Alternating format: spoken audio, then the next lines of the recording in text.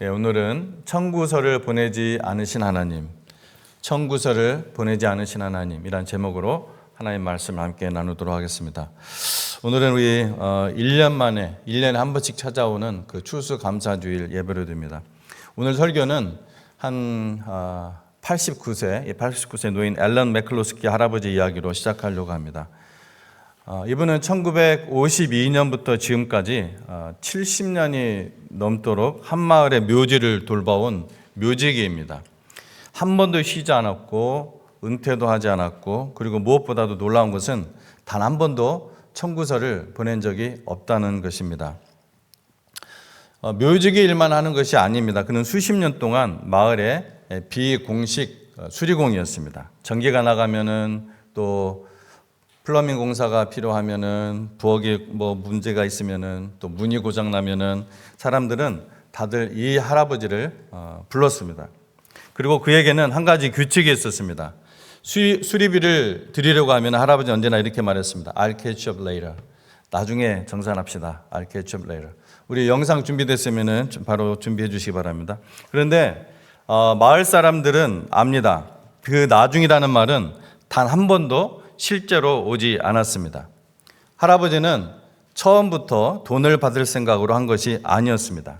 그는 그냥 사람들을 돕고 싶었던 것입니다. 그래서 어느 날 마을 사람들이 마음을 모았습니다. 할아버지를 위해 감사의 파티를 열자.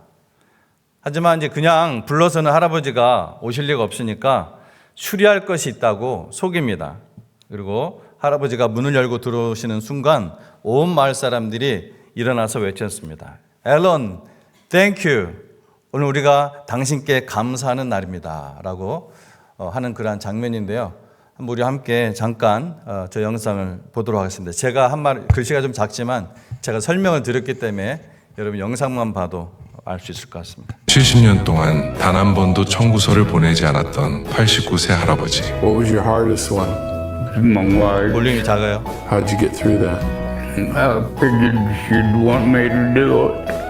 이 할아버지의 이름은 앨런 매클로스키. 그는 1952년부터 묘지기로 일해온 마음씨 좋은 사람입니다. 할아버지는 은퇴를 거부하고 있었죠. 이유는 새로운 묘지기가 자신만큼 신경 쓰지 못할까 봐였는데요. Because I think he's out there to help everybody. That's what he's known for. Just always has been. 할아버지는 놀랍게도 수십 년 동안 마을의 비공식 수리공으로도 일해왔고, 그에게는 한 가지 유명한 규칙이 있었죠. He said, I'll just catch up with you later. 하지만 그나중은 결코 오지 않았고, 할아버지를 향한 빚을 갚기 위해 마을 사람들이 할아버지를 속여 파티장으로 데려왔습니다. 마을 사람들은 할아버지를 위해 묘지기로서 가장 긴 경력을 가진 사람으로 기네스 세계 기록을 만들어 주었습니다. 결국 한 번도 돈을 요구하지 않았던 할아버지는 돈으로는 살 수 없는 마을 전체의 사랑을 손에 넣을 수 있었죠. 70년 동안 단 한 번도 청구서를 보내지 않았던 89세 제가 이 장면을 보면서 마음 깊은 곳에서 울림이 왔습니다. 그리고 즉시 우리 하나님 아버지를 떠올렸습니다. 우리 하나님 아버지께서도 평생 청구서를 보내주시는 우리 하나님 아버지 아니신가, 이런 생각이 제 마음속에 그런 울림으로 다가왔습니다. 오늘 1절에서 3절 말씀 보면은 하나님 우리에게 청구서가 아니라 은혜를 보내신다는 것을 우리가 알 수 있습니다. 본문 1절에서 다윗은 말합니다. 내 영혼아 여호와를 송축하라. 왜 송축해야 합니까? 왜 감사해야 합니까? 다윗은 그 이유를 설명을 합니다. 제일 먼저 그가 내 모든 죄악을 사하시며, 그가 내 모든 죄악을 사하시며. 3절 상반부죠. 다윗은 하나님께 대한 찬양을 독백처럼 이렇게 시작한 후에 정말 중요한 한 가지를 기억하면서 은혜의 목록을 하나씩 이제 열기 시작합니다. 그리고 가장 먼저 내는 은혜가 바로 이 은혜입니다. 그가 내 모든 죄악을 사하시며. 이것은 그냥 생각나는 대로 한 것이 아니라 우연한 순서가 당연히 아닙니다. 다윗은 하나님의 은혜 가운데 가장 근본적이고 가장 큰 은혜가 무엇인지 알고 있었습니다.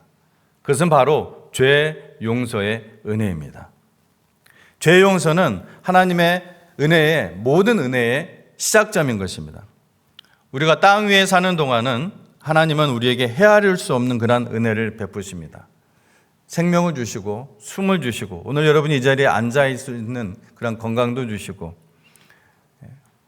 보호하시고 인도하시고 또 우리에게 모든 것들을 공급하시고 또 하나님께서 우리가 기도하는 가운데 응답하여 주시고 이 모든 은혜를 우리가 말할 수가 있죠. 그러나 그 가운데 가장 먼저 해결되지 않으면은 그 어떤 은혜도 참으로 누릴 수 없는 그러한 은혜가 있습니다. 그것이 바로 죄 용서의 은혜라는 것입니다. 죄가 해결되지 않으면은 가장 먼저 하나님과의 자녀의 관계조차 형성되지 않습니다.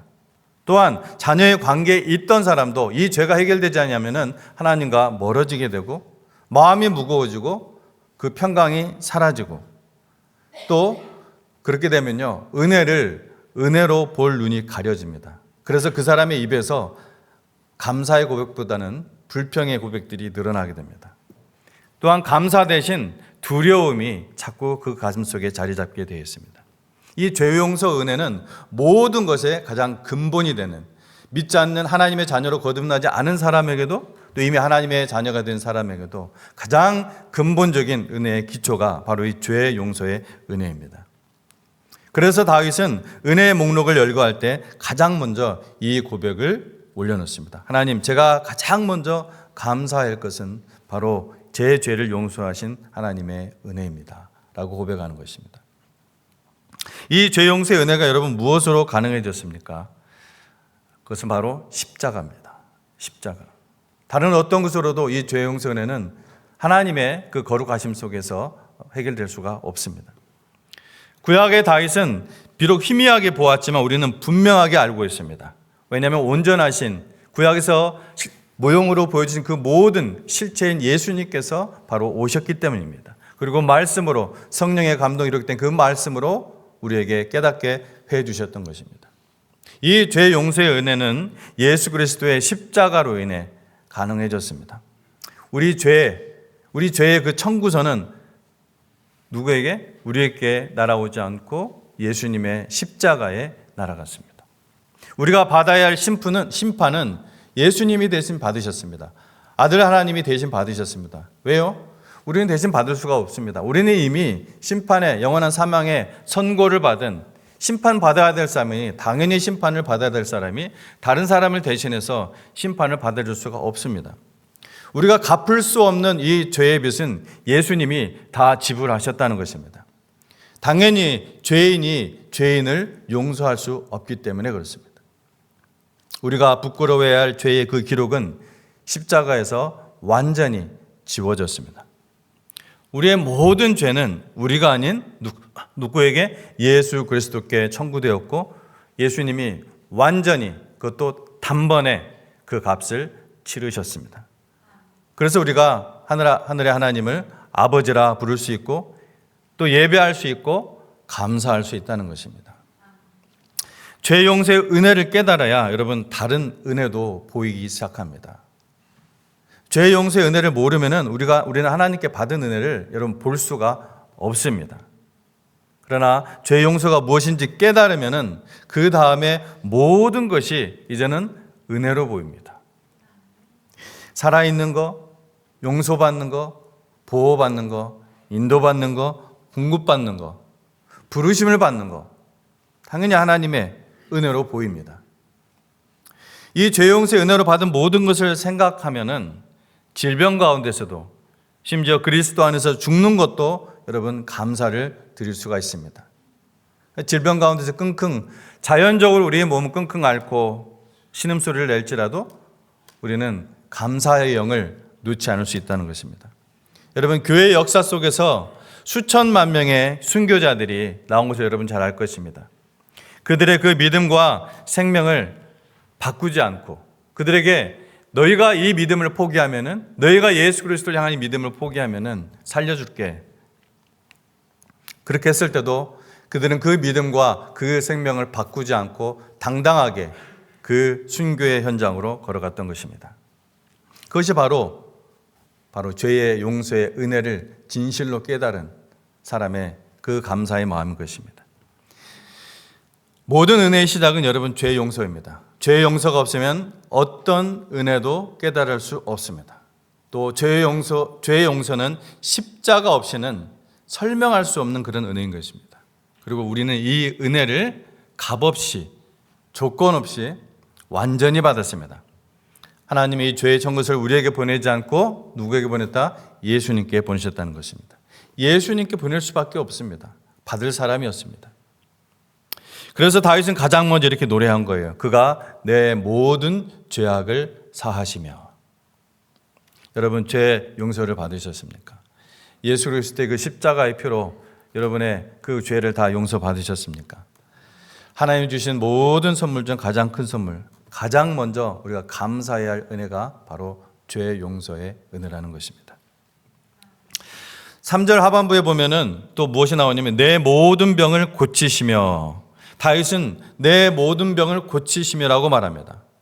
근데 이 말씀을 들으신 어떤 분들은 마음이 불편할 수 있습니다. 나는 지금 수십 년째 아픈데 하나님이 나를 고쳐주지 않는 건가? 내가 무언가 믿음이 부족해서인가? 내가 뭔가 좀 잘못해서 그런가? 그럴 수도 있습니다. 하지만 이렇게 마음속에 짐을 지라고 하나님께 주신 말씀이 결코 아닙니다. 이 구절에 주고자 하는 말씀의 그 핵심, 그 의도는 그런 정죄를 하려는 것이 아니라 위로인 것입니다. 위로. 이 말씀은 모든 병이 즉시 낫는다는 보장이 아니라 우리의 몸을 가장 잘 아시는 우리 창조주 하나님이시고 하나님이 우리의 치유의 주권자이시기 때문에 우리의 그 질병도 하나님께 맡길 수 있다. 그런 뜻입니다. 우리를 지으신 분이 하나님이시기에 우리 몸의 구조도 세포 하나하나도 우리가 모르는 그 병의 뿌리까지 하나님은 다 아시기 때문에 그렇습니다. 그러므로 이 말씀은 병을 가진 사람을 향해 너의 믿음이 부족해서 낫지 않는다라고 말하려는 것이 아니라 너의 육신의 고통까지도 하나님께 완전히 맡길 수 있다. 그분은 너의 몸을 가장 잘 아시는 분이시다 라는 위로의 말씀이라는 것입니다. 또 하나님은 다양한 방식으로 치유하십니다. 어떤 사람은 즉시 고쳐주시기도 하시고 또 어떤 이는 과정 속에서 힘을 주시고 또 어떤 이는 끝까지 함께 걸어가 주시고 또 어떤 이는 하나님의 뜻 가운데서 몸은 치료하지 않고 그 영혼과 마음을 먼저 고쳐주시고 있습니다. 하나님은 늘 치유의 하나님이시지만 그 치유의 그 시기와 방식은 하나님의 완전한 지혜 안에 있습니다. 그러므로 우리는 이 말씀을 붙잡고 이렇게 고백할 수가 있습니다.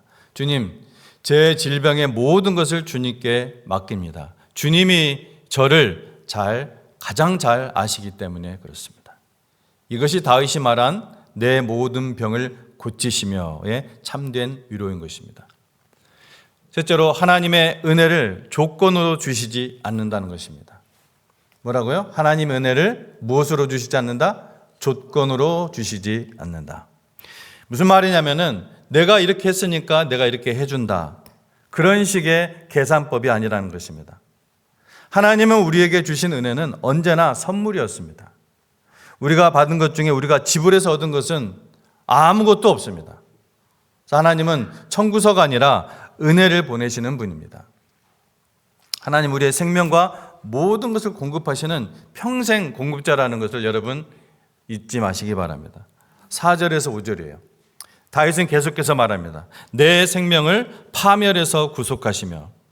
오늘 아침 여러분 우리가 눈을 뜬 것도 하나님의 은혜입니다. 심장이 멈추지 않고 지금까지 뛰고 있는 것도 하나님의 은혜입니다. 우리의 생명은 하나님의 손 안에 있습니다. 그러나 하나님은 그 생명 유지비를 단 한 번도 청구하지 않았습니다. 또 말씀 가운데서 좋은 것으로 내 소원을 만족해 하시나니 하나님은 필요한 것만 주시는 분이 아닙니다. 좋은 것을 주시는 분입니다. 우리가 가진 좋은 거, 가장 좋은 거 뭐예요? 자녀죠, 자녀, 가정. 그 가정 자체도 가장 좋은 것이죠. 건강, 일터, 교회, 보호, 평안, 하나님 이런 것들을 주시면서 단 한 번도 계산서를 우리에게 요구하지 않았습니다. 하나님의 처음부터 받을 마음으로 주신 것이 아닙니다.